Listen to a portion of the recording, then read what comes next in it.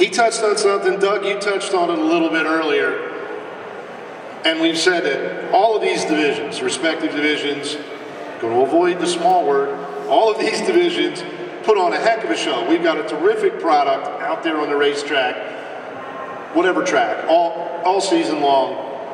But the size of the track, I think, and we mentioned it before, but I want to get everybody's input because Doug talked about it, but some of you guys didn't. The size of the track. You said Lanco, I agree. Kutztown, Lanco. And it's not that you can't get good racing at the bigger tracks. I mean, like you said, Lincoln, that's a big track, but if the track's prepared right, we can get some good side-by-side racing, some good passing. Now, it's not, you're not going to get the slide jobs or the extreme excitement like you get at Lanco, but it can still be good racing. Susquehanna, I think, is too big. And yeah, some of it's not even the size of the track, but the way that they prepare it. I mean, a bad prepared, a bad shaped racetrack with a bad surface, you're not going to get good racing. And it's going to be dangerous. It's just not fun. So I'm all for making the promoters get the tracks prepared right. What's your opinion? It's something I can tell you was itching to say something. I didn't want to lose my train of thought. Kevin would have an opinion, right?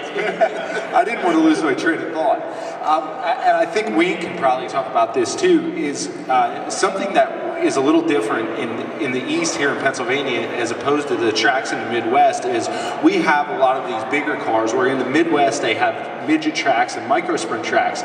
So we go from one extreme to the next where we're racing on tracks that may have been made for go-karts or a micro specific track to, you know, half miles to Big Diamonds, Grandviews, you know, Williams Grove, places like that, that are a little too big for us, that we don't produce the good racing that we're capable of. And I think maybe, and again, I go to Wayne because he did some traveling out there last year to where the tracks that the midgets race on and the micros race on are more conducive to our types of racing.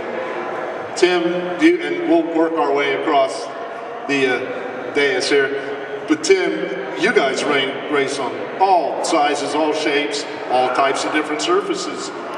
Are the legend cars better at a Mahoning Valley or a Linda Speedway or Path Valley as opposed to Lincoln, Trailway, Susquehanna? What's your take on it? I think with the legend car, what makes, like with the micro sprint, and, you know, I drove one so I can vouch for it too. The micro sprint, you can lock the car down so hard, and you get on a bigger track, and you end up getting the car locked down so hard that there is no slide jobs, like Mike said and Kevin said. And where with the legend car, you don't have nothing to lock you down. So, you know, Lincoln Speedway, we can still put on a good show. It is on the verge of being too big. I'd say 3/8 is a very nice size for a legend car. Susquehanna, like Mike said, when the track is prepared nice, we can run the top, we can run the bottom, but we end up sliding a lot more, so we can actually put on a better show because we don't have nothing to hook up with. And same thing when we get on a smaller track too. I actually think a legend car is more prone to driver error on a short track, because what happens is, because you can't lock down the car, there is no setup that you can really rely on for a tire or for a wing or whatnot. Sometimes the short tracks, we end up getting a bad name for ourselves when we come into Linda's. And, you know, Linda's is tricky with the wall sticking out. And a lot of guys, they end up sliding up, grabbing a hold of that. Or Susky and Lincoln and Penn Can Speedway and Grandview is an awesome track for us. I mean, you can run 4 wide, and it's just incredible. I mean, it's incredible the difference that when you hop into something that isn't hooked up, but yet how much fun it can really be versus. I love the 600 micro. I mean, I go back to that in a heartbeat. I mean, I love that. But 600 sprint. 600 sprint is incredible to drive. I mean, but you know, I enjoy the legend too. It's definitely a handful, and it makes it's a driver car for sure. Doug, you kind of started out with the XL Modifieds, going to the Big Diamonds and Grandviews, and still do on occasion, Penn Can, 5 Mile Point. But you shifted focus a little bit over the past few years. Linda's, Kutztown, Lanco. A conscious effort to I think, bring your cars and your style of racing to smaller tracks. Why? Because you think it'll be a better show, bottom line? and it's closer to home. Okay. I mean, I'm just like everybody else out there. I mean, you can only like traveling so much. I mean, me personally, I love Big Diamond. Big Diamond, Laneco. What else is there? You know, I mean, Laneco, it's just 3 abreast, up against the fence, you know, and there's grip in the track from the bottom to the top. No matter where you race, there's grip. I mean, it's the coolest little track going. It absolutely is. I mean, Mike says it too. I mean, Mike's been around this country just like I have been. I mean, we both raced on a lot of tracks. It is the coolest little thing going. It puts things in perspective real quick on driving. You know, it's not about the big horsepower. It's not about, you know, who's got the trick this, the trick that. You got to wheel the thing. That's what it comes down to, you know. And as weird as it sounds, Big Diamond, yeah, it's a big track for us, but it still comes down to a driver because, like with us, like the micro, the 600 sprints, nice job. They have they have the wing on the top. They get the downforce. We don't have no downforce. We're kind of like a wingless car. So at the end of the straightaway, the cars get kind of light. You know, on the front end, they get light on the ass end. When you turn it into the corner, the little bit of rear bite that you do get across the rear deck, you lose all your air over the rear deck. The car gets real loose real quick. I mean, I did testing up at Middletown. That's a big 5/8 mile. That was a kind of mistake there. But, you know, 2 guys and myself went up there, and at the end of the straightaway, we were hitting 143 miles an hour. They had the gun set up, and it was to the point where when you turn to get into the corner, you lose all your downforce across the back of the car, and it just jerks right sideways on you. And the one guy said to me, he said, "Man, I'm really loose getting into the corner." I said, "That's aero loose." And there's no thing you can adjust for that. I said, you know, the only thing you could try, and that's what I did, I ran the high side.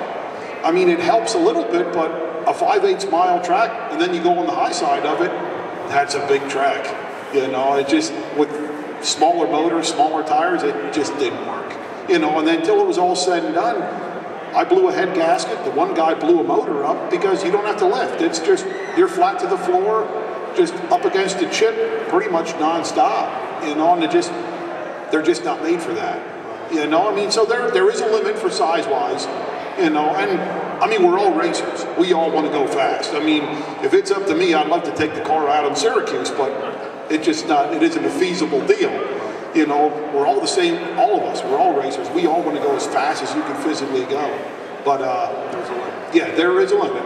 Yeah, and there's still a safety end of it. Like I said before, I mean, some racers are pretty stupid people. They don't think of the safety end of it. You know, you got to do it for them. And as like Wayne can say, you know, he had some controversy last year with the whole Susquehanna and Black Rock deal. I commend him. I think he made a great move there. I mean, I got to say, I booked a show at Susquehanna this year. It's a one-show deal, you know, and we're kind of putting a big spin on it. That's our Syracuse. Okay. You know, so during the year, we're going to have Susquehanna qualifiers and things like that. So we're putting a big spin on it, and it's a one race deal a year. And it seems like when you do like one big track a year, people kind of respect the track. They respect it. When you start going there too many times, people think they're Superman. And then they start doing stupid stuff, and before you know it, people go flipping down the straightaway. Wayne and Doug led us perfectly into your opinion, your input on this, but no, if he didn't say it, I was going to. Your Pro Series kind of runs the gamut. You're at Kutztown, Hamlin, Lanco. You're at Black Rock, as he said, almost Susquehanna, or you were at Black Rock last year, right? Yeah. So, we kind of all agree.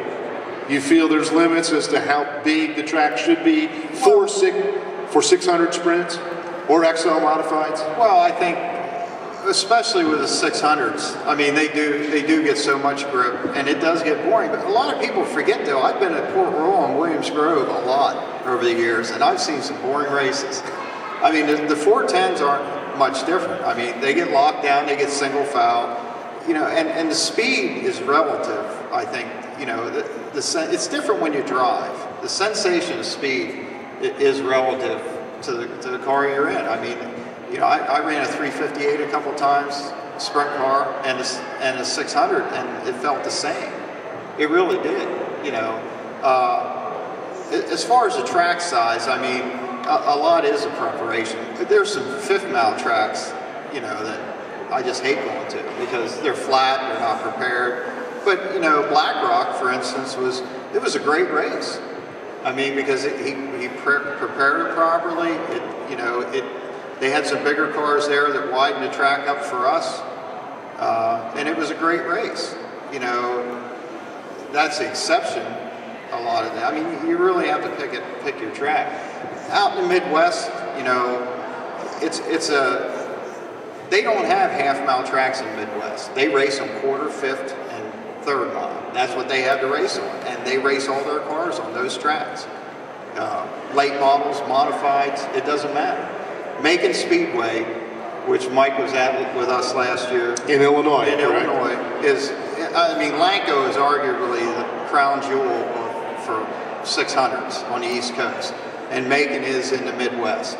It's a fifth mile track, and they were running late models on that track and modifieds on a fifth mile, and it was awesome. Awesome.